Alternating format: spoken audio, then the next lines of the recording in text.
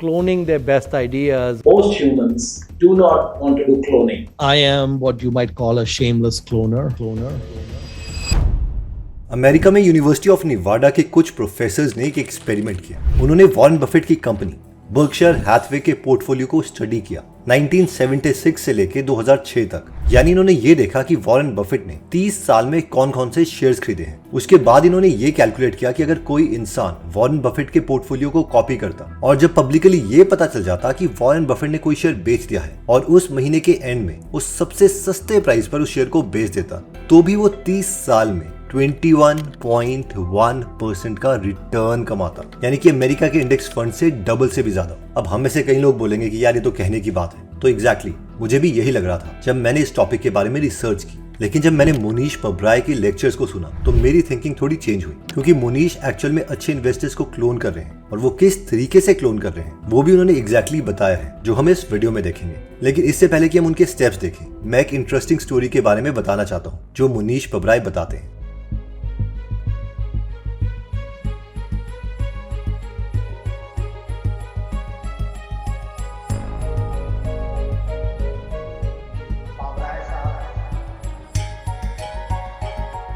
पावराय साहब,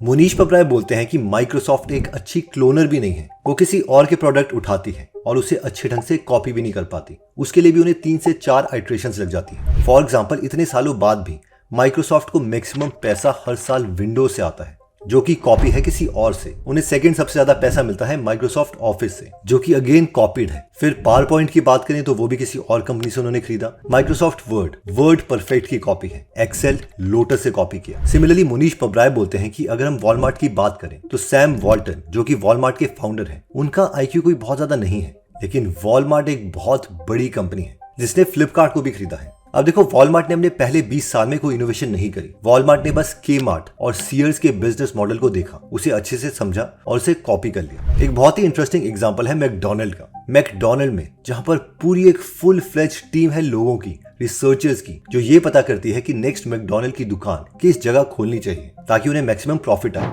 जबकि burger king के पास सिर्फ 2 ही लोग हैं जो डिसाइड करते हैं कि बर्गर किंग की नेक्स्ट दुकान किस जगह पर खोलनी चाहिए। और वो इसलिए है क्योंकि बर्गर किंग के 2 लोग बस मैकडोनल्ड को देखते हैं कि उन्होंने किस लोकेशन पर दुकान खोली है, और वो अपनी टीम को यही रेकमेंड करते हैं कि बर्गर किंग की दुकान भी उसी के साथ खुलनी चाहिए। मगर इस वक्त पर मोनीश पब्राय को लग रहा था कि अगर डेटा इतना क्लियर है तो लोग क्लोन क्यों नहीं करते। इसके लिए मोनीश पब्राय ने टॉम पीटर्स की बुक पढ़ी, जहां उन्होंने एक स्टोरी पढ़ी। ये स्टोरी थी 2 बिजनेसमैन के बारे में जिनके पेट्रोल पंप्स थे। इन दोनों के पेट्रोल पंप सड़क के एक दूसरे के ऑपोजिट थे। तो इनमें से एक पेट्रोल पंप का मालिक हर रोज क्या करता था कि वो बाहर निकलता 1 या 2 घंटे के लिए, जितनी भी बाहर कार्स होती थी, वो उन्हें बोलता था कि सर, मैं फ्री में आपके लिए आपका शीशा साफ कर देता हूँ, आपके टायर में हवा भर देता हूँ, एक्सेट्रा। और ये सारी चीज देखकर उस दूसरे बिजनेसमैन को लगता था कि यार ये क्या बेवकूफी कर रहा है, ये सब लोगों की कार के शीशे तो साफ नहीं कर सकता, तो फिर एक का भी क्यों करना। लेकिन हुआ क्या कि जिन लोगों की कार की शीशे ये बिजनेसमैन साफ करता था, वो लोग उसके लॉयल कस्टमर बन गए और वो दूसरे पेट्रोल पंप में वो नहीं जाते थे।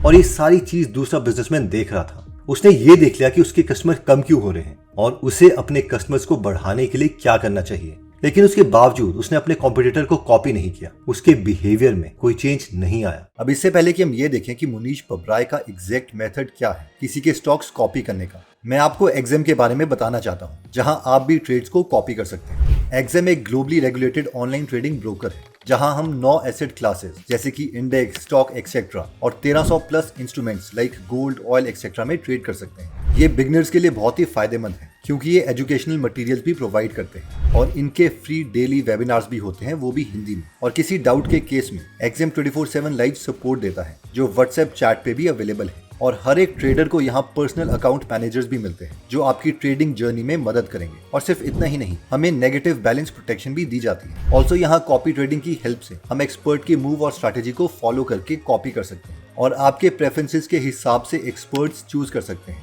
जिसके लिए हमें इजी टू फाइंड कैटेगरीज मिलेंगी, जैसे कि crypto Kings, most popular, best performers, low risk और भी बहुत कुछ। सिर्फ यही नहीं, यहाँ हमें एक्सपर्ट की सारी डिटेल्स भी मिलेंगी। राइट फ्रॉम कि उनके कितने फॉलोअर हैं, उनकी पास्ट परफॉर्मेंस कैसी है, उनके ट्रेडिंग इंस्ट्रूमेंट्स क्या हैं, उनकी पोर्टफोलियो स्ट्रैटेजीज क्या हैं एक्सेट्रा। साथ ही एग्जाम पर आप ही सब चीजों को कंट्रोल में रखेंगे और हम ये भी डिसाइड कर सकते हैं कि कितना इन्वेस्ट करना है और जब चाहे तब पॉज या एग्जिट कर सकते हैं और स्टॉप लॉस टेक प्रॉफिट भी सेट कर सकते हैं। तो इस प्लेटफॉर्म को ट्राई करने के लिए मैंने डिस्क्रिप्शन में लिंक दे दिया है, इसे जरूर चेकआउट कीजिए। मुनीश पबराय कहते हैं कि जब मैं भी आईटी कंपनी चला रहा था तो कई बार मेरे 1-2 एम्प्लॉयज मेरे पास आए और वो डरते हुए कह रहे थे कि मैं जॉब छोड़ रहा हूँ और मैं एक बिजनेस खोलूंगा और तुमसे कम्पीट करूंगा। इस पर मुनीश पबराय बोलते कि हाँ तुम बिजनेस खोलो, लेकिन मैं तुम्हें वो सारी बातें भी बताना चाहता हूँ जो तुम्हें मेरे बिजनेस के बारे में नहीं पता। और मुनीश पबराय उस एम्प्लॉय को पूरी की पूरी बिजनेस डिटेल्स बता देते थे, पर वो एम्प्लॉय कभी भी उन्हें कॉपी नहीं करता था। और ये सब सिर्फ एक ही चीज की वजह से होता है। एक्चुअली कोई भी इंटेलेक्चुअल चीज कॉपी करने को हम लोग बुरा मानते हैं, क्योंकि हमें लगता है कि अगर लोगों को ये पता चल गया कि मैं किसी को कॉपी कर रहा हूँ तो वो मुझे चीटर समझेगा। अब बेशक नॉन इंटेलेक्चुअल चीजों में, इंस्टाग्राम में तो सब एक दूसरे की कॉपी ही करते रहेंगे। इन इंसिडेंट्स के बाद मुनीश पबराय को लगा कि बाकी लोग कॉपी ना करें,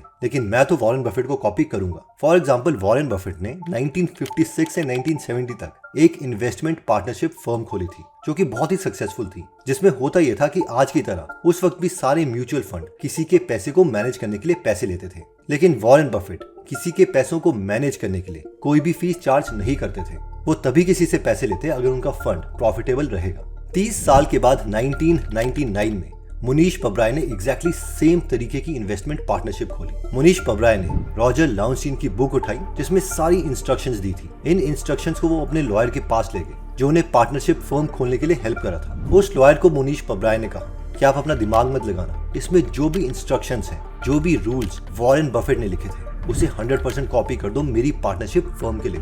अब जिन लोगों को कोई फर्क नहीं पड़ता कि बाकी लोग उनके बारे में क्या सोच रहे हैं और वो आइजैक न्यूटन की तरह जायंट्स के शोल्डर में खड़े होकर अपनी सक्सेस अचीव करना चाहते हैं, तो मैं आपको मुनीश पबराय का 7 स्टेप प्रोसेस बताता हूँ जो उन्होंने 2015 में बॉस्टन कॉलेज में बताया था। इन 7 स्टेप में स्टेप नंबर 1 आता है focus on their biggest bets, यानी कि 5 से 10 लोगों की लिस्ट निकालो जो बड़े इन्वेस्टर्स हैं और ये देखो कि उन्होंने किस कंपनी के शेयर्स लिए हुए हैं। फॉर एग्जाम्पल, अगर मैं यहाँ टिकर या मनी कंट्रोल में जाऊं तो मुझे यहाँ लिस्ट मिल जाएगी इन सब बड़े इन्वेस्टर्स की, जिसमें दिग्गज इन्वेस्टर्स के नाम हैं जैसे कि अनिल कुमार गोयल, मुनीश पबराय, मुकुल अग्रवाल, राधा कृष्ण दमानी, लेट श्री राकेश झुंझुनवाला जी, विजय केडिया एक्सेट्रा। अब लेट से मैं विजय केडिया जी के पोर्टफोलियो को क्लिक करता हूँ तो मैं यहाँ देख सकता हूँ कि उन्होंने किस किस कंपनी में इन्वेस्ट किया है। फॉर एग्जाम्पल, उन्होंने Atul auto, Elecon engineering company limited, innovators facade system limited, repro India limited etcetera company में इन्वेस्ट किया है। अब इनके पोर्टफोलियो में बहुत सी कंपनीज हैं, लेकिन मुनीश पबराय कहते हैं कि अगर हमें इन्हें क्लोन करना है तो हमें इनके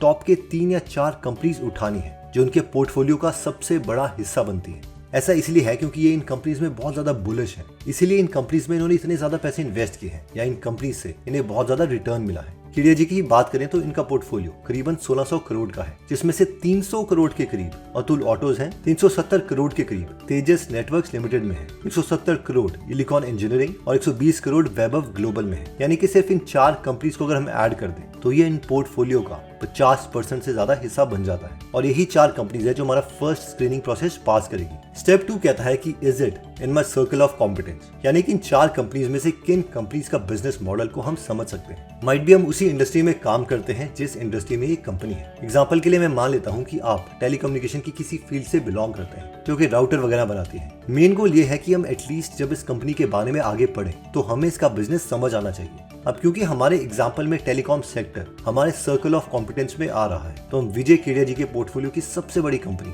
तेजस नेटवर्क्स पढ़ना स्टार्ट करेंगे। 3rd स्टेप कहता है calculate what it is worth, यानी इस बिजनेस की एक्चुअल वैल्यू कितनी होनी चाहिए। अब इसके लिए 3 मेथड्स हैं, PE analysis, PEG ratio, DCF etcetera. अगर आप इनके बारे में नहीं जानते तो इसकी बहुत सी वीडियोस ऑलरेडी यूट्यूब पर अवेलेबल है, वो इस वीडियो को खत्म होने के बाद आप देख सकते हैं। डिस्काउंटेड कैश फ्लो एनालिसिस के लिए मैं देख रहा था कि ऑनलाइन कैलकुलेटर्स भी अवेलेबल हो गए हैं, जो आप चाहें तो उसे यूज कर सकते हैं। फिर आता है 4th स्टेप जो कहता है divide the above number by 2, यानी कि शेयर की वैल्यू जो स्टेप 3 में आई होगी उसे हम 2 से डिवाइड करेंगे। इस कॉन्सेप्ट को मार्जिन ऑफ सेफ्टी कहते हैं, यानी अगर 3rd स्टेप में हमारी कैलकुलेशन में कोई गलती हो भी जाए तो भी हमारी इन्वेस्टमेंट सेफ रहेगी। फिर आता है स्टेप नंबर 5 जो कहता है कि अब ये देखो कि पिछले स्टेप में आपने कंपनी का प्राइस जो निकाला है क्या अभी एक्चुअल में उस कंपनी का प्राइस उससे कम है या नहीं। अगर कम है तो वो अगले स्टेप में जाएगा, अगर ज्यादा है तो हम उस कंपनी को रिजेक्ट कर देंगे। फॉर एग्जाम्पल, अगर हम तेजस नेटवर्क की बात करें तो लेट्स से आपके अकॉर्डिंग इस कंपनी का प्राइस 1200 होना चाहिए। अब आपने इसको 2 से डिवाइड किया तो वो आ गया 600 रुपीज पर शेयर। फिर हम इसकी अभी करंट वैल्यू देखते हैं जो कि करीबन वीडियो बनाते समय 1100 रुपए के आसपास चल रही है। अब क्योंकि ये 1100 अमाउंट 600 से ज्यादा है तो अभी फॉर द टाइम बीइंग हम इस कंपनी को रिजेक्ट कर देंगे। देखिए इसमें हमारा गोल ये है कि जितनी भी कंपनीज हम स्टडी कर रहे हैं हम कोई ये रीजन जानना चाहते हैं कि किसकी वजह से हम इस कंपनी को रिजेक्ट करें ताकि हमारे पैसे बर्बाद ना हो। और जब हम 100-200 कंपनीज देख लेंगे इस तरीके से तो शायद 1 या 2 हमें कंपनीज मिलेंगी और इसके बाद हमें स्टेप 6 और स्टेप 7 करना है। और स्टेप 6 और 7 कहता है कि read about the business and take a decision. देखो इस वक्त पर मुनीश पबराय कहते हैं कि मुझे इस तरीके से जो कंपनी मिलती है वो मैं अपने दोस्त गाय स्पेयर को भी बता देता हूँ और फिर हम दोनों अलग अलग से उस कंपनी की एनालिसिस करते हैं कि ये कंपनी फ्यूचर में ग्रो करेगी या नहीं। अगर हम दोनों इस कंक्लूजन पर आते हैं कि हाँ फ्यूचर में ये कंपनी ग्रो करेगी तो हम फाइनली उस कंपनी में पैसे इन्वेस्ट कर देते हैं। दोस्तों इन्वेस्टिंग पर जो भी फेमस बुक है जैसे कि Intelligent Investor, Little Book on Common Sense Investing, Simple Path to Wealth, ये सब बुक हिंदी में गीगल ऐप में हम सुन सकते हैं जिसका लिंक मैंने डिस्क्रिप्शन और फर्स्ट कमेंट में दे दिया है। गीगल ऐप को 1.5 लाख लोगों ने 4.8 स्टार की रेटिंग दी है तो इस ऐप को जरूर ट्राई करें ट्रैवल करते हुए या जिम के वक्त। ये आपकी लाइफ कंप्लीटली इंप्रूव कर सकता है। तो मिलते हैं नेक्स्ट वीडियो में। जय हिंद।